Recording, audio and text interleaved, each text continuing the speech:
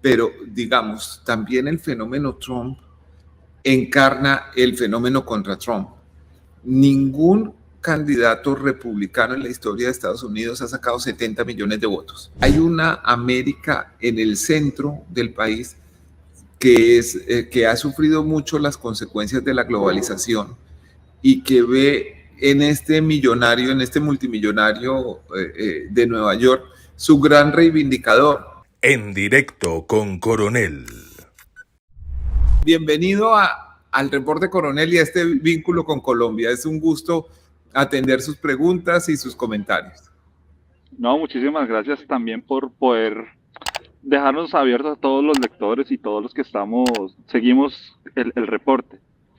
Porque sí, lo que decía la anterior persona es cierto, uno entiende y ve la polarización y cómo se trata de deformar todo el discurso, y es una cosa de las que me preocupa a mí, porque siento que entre más polarizados es cuando más ignorancia hay sobre los temas y perdemos el sentido crítico.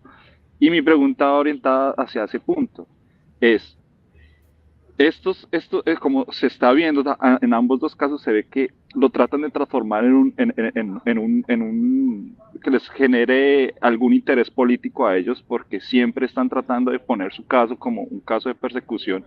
Me preocupa es cómo vemos o cómo ve usted que puede terminar, más que todo es en la opinión, en la opinión de la ciudadanía, que uno ve en Estados Unidos que ellos ciegamente van hacia Trump y lo ven como los fortalece en su posición, a lo mismo que pasa a veces con el uribismo.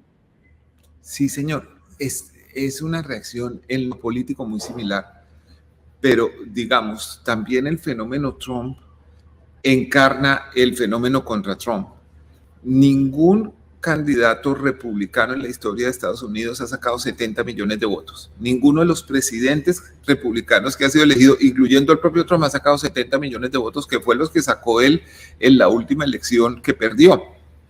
Eso, digamos, muestra hasta qué punto ese discurso populista del señor Trump ha calado hondo en la política americana.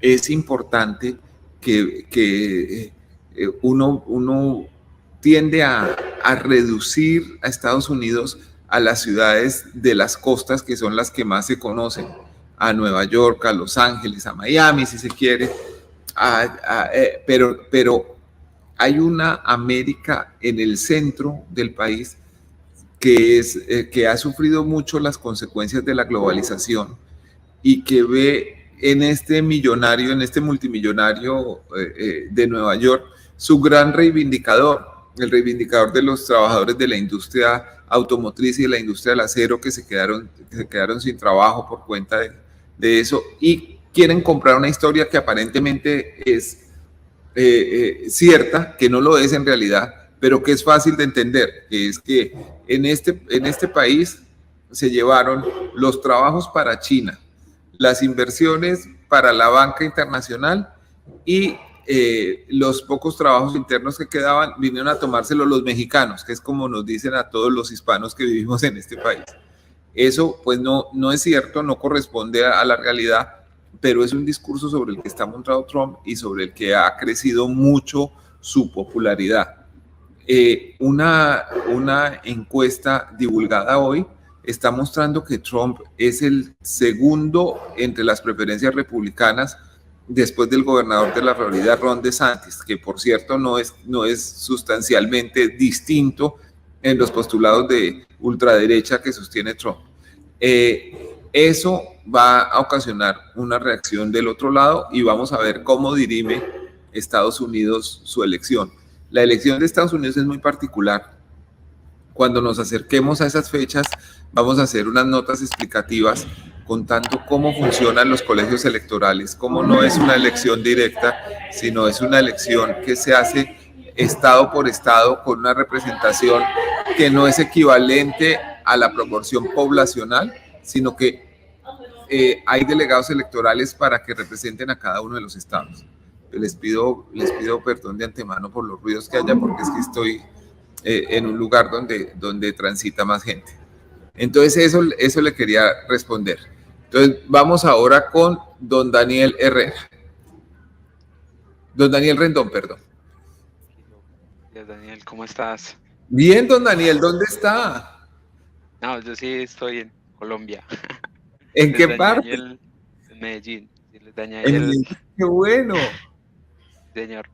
Quería, pues, como volver a hacer énfasis en lo mismo, en este fenómeno que hay como de los extremismos, pero en este caso en cómo, o sea, cómo tratarlo. Digamos, en el día a día uno discute con ellos, pero es casi que imposible. Y lo digo en ambos sentidos, tanto digamos izquierda, derecha, pues y la polarización que se pueda generar. ¿Cómo, cómo hacerles, digamos, entender o qué argumentos usar cuando muchos de estos no son entendibles, digamos, al día a día?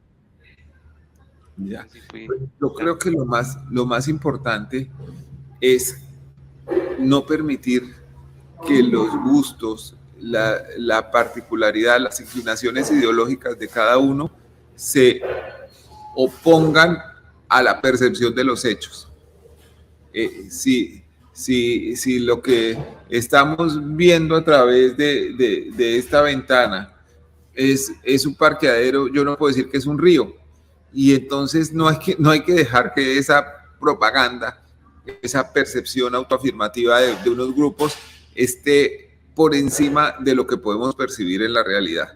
Yo creo que no separarse de la realidad y tener una visión crítica de lo que pasa con esa realidad son las claves para no dejarse perder en las propagandas de unos y otros grupos. Entonces, volvemos con don Carlos Ramírez Villa, que está en Oslo, creo que ya pudo. Ah, no, es otro Carlos Ramírez. Don Carlos, ¿cómo está? Daniel, muy buenos días, ¿cómo estás desde Medellín? ¿Cómo le ha ido, don Carlos? ¿Qué me cuenta de nuevo? Muy bien, muchas gracias. Daniel, una pregunta para vos. Pues, ando leyendo un par de libros de David Kerzer de las investigaciones de los archivos que han desclasificado el Vaticano. Sí, Bueno, es muy alrededor de Pío XI y Pío XII, que son los papas que estuvieron durante la época de Mussolini y Hitler. Y el resumen es como la guerra anticomunista de la iglesia, bueno, la parte, el trabajo de la iglesia en la guerra anticomunista. Y quisiera saber cómo podría mostrar esto a Colombia. Es decir, este señor Francisco vino aquí hace unos años a beatificar un cura de Santa Rosa de Osos, Yarumal, que decía que matar liberales no era pecado.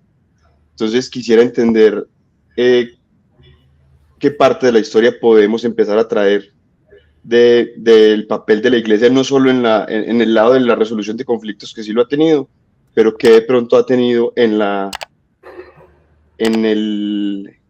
ejecución del conflicto, por decirlo de alguna manera. sí, señor. Bueno, es la Iglesia Católica y en general muchos jerarcas han tenido una participación muy activa en las guerras.